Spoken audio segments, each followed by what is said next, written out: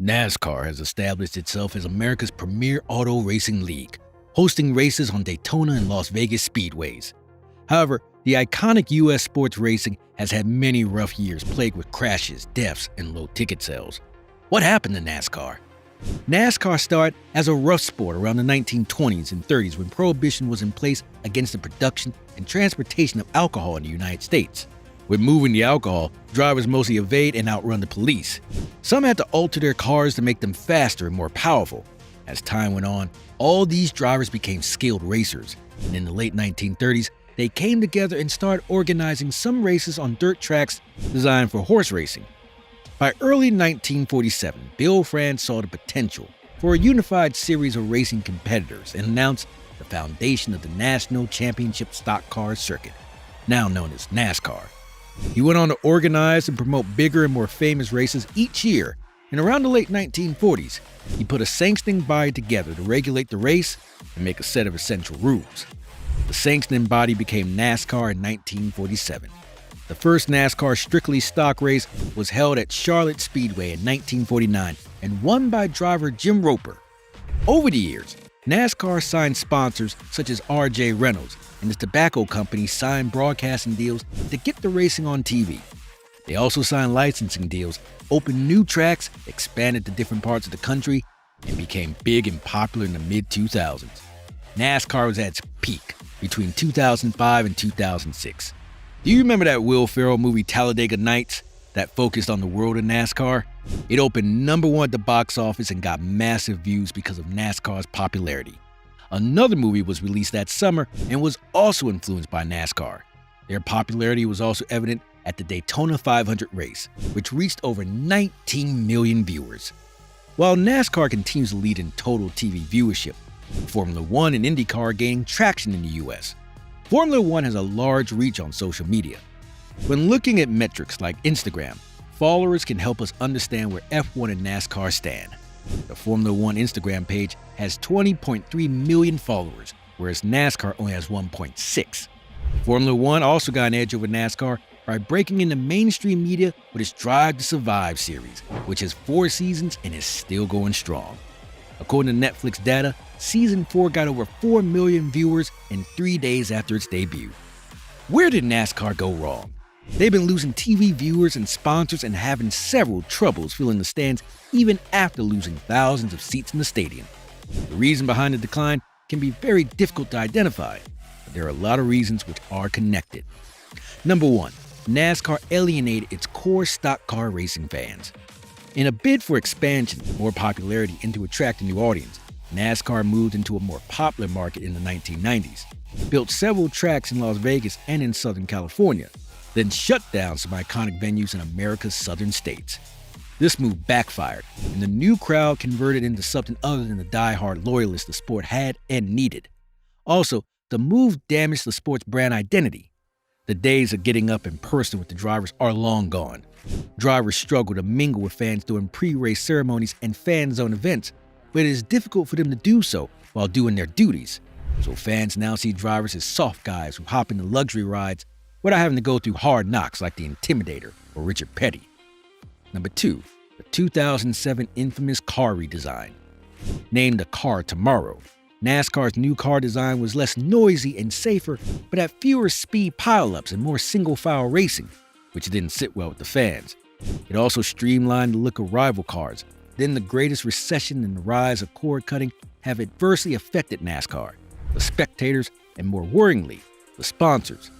For instance, Target ended a 16-year NASCAR sponsorship in 2017, a sponsorship that has always been a massive part of NASCAR's success.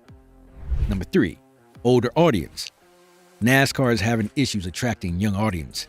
In 2016, the average NASCAR viewer was 58 years old, 9 years older than 10 years before. That old audience won't always be there, hence the need to attract younger viewers. It doesn't look like NASCAR is attracting any. Younger generations don't care about cars and mechanics like the older generation does. Plus, older generations know more about cars than younger people. It doesn't make sense that a sport focused on cars is struggling to capture the interest of a younger audience. Worse is that most old drivers, the fan favorites, are now retired. Some retired superstars were even visible because they started taking up the roles of commentators, coaches, guests, etc. But without those faces on the track, many fans lost interest in NASCAR.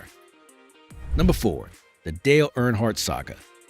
NASCAR signed a huge deal worth $2.4 billion with Fox and NBC in 1999, giving the two networks exclusive rights to show the races.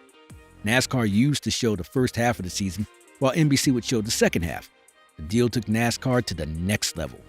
The first race following this contract was the Daytona 500, which was promoted heavily and got about 17 million viewers.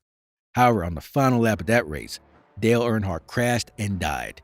The death of one of the most famous and intimidating drivers affected the viewer ratings, and 8 months later, there were 3 more deaths of racers. The deaths made it very important to emphasize the safety of the racers, leading to more boring races, which later affected the race's popularity. The deaths contributed to the designing of a safer but less fast car tomorrow, which fans criticized for being too boxy and boring. We all knew what would happen next. Fans lost interest, and hence, low turnout. Number 5. NASCAR's rules became too strict. In 2004, NASCAR introduced the Chase for the Nextel Cup, which for the final 10 races, they would only make the top 10 drivers compete for it and then reset their standings. These were done to make the final races more critical, and since then, they have twisted and altered this format by changing the point system, adding drivers, and so on. This format was way different from the pre-2004. People who quickly figured it out were clamoring to get the classic format back, or at the very least, stop twisting the rules every time. Number 6. Brian France. Many people, including old and new NASCAR fans, do not like this guy. NASCAR is a family business established by Bill France. In the 1970s, his son Bill France Jr. took over, and in 2003, his son Bill France took over, but is no longer in charge because Jim France has recently taken over. Several people criticized Brian France for not attending races. He was expected to be the Mark Cuban of NASCAR, but he wasn't. People also questioned his leadership decisions, including introducing the car tomorrow. One of his recent absences from the race was associated with DWI and drug possession. He is just not the fans' favorite, and they do not regard him as the company's best face. Number 7. The economy. The average cost for a ticket to a NASCAR Cup race ranges from $30 to $120. The economy isn't so great, and inflation has taken a toll on everyone. Attending the race can involve traveling down the track, lodging in a hotel, and so on. Lodging in a nice hotel lately is not for the common man. Part of the reason the stadiums are so empty. Number 8. Streaming services. Almost all sports, including NASCAR, have to contend with the rise of several streaming services. These services offer different content across different platforms, from sports to music. As these streaming platforms provide entertainment and relaxation, NASCAR's lengthy races have become secondary. Remember that rule changing and format twisting has always turned people off from the sport. Getting something to replace the sport was the next step, and unless NASCAR is extra interesting, people will keep picking the streaming services over them. Number 9. Competition. Motorsports are available in different classes, and people now have other choices. There's the F1, Rally, Le Mans, and IndyCar that people can watch on TV or on the internet. Different options for motorsports now mean people can access other ones apart from NASCAR. If NASCAR isn't giving fans what they want, many others will. Number 10. Commercials and social media. Advertisements and sponsorships are the bloodstream of many sports, including NASCAR. The advertisements that top companies place during their televised races are one of the essential sources of income for the teams and the entire organization. However, most of those commercials were lengthy and boring, frustrating most fans. The emergence of social media has affected the popularity of many sports, including NASCAR. Social media platforms are now fast and convenient ways to get information and entertainment on any sporting event worldwide. People would prefer watching the crucial moments of a race on social media than going to the track to watch real-time NASCAR races. NASCAR may have been in the industry long before Formula One and IndyCar, but times are changing. They lost their fan base, at least a large part of it, to their competitors. They may reevaluate their management and boost their popularity. If they don't, well, it's been a good run.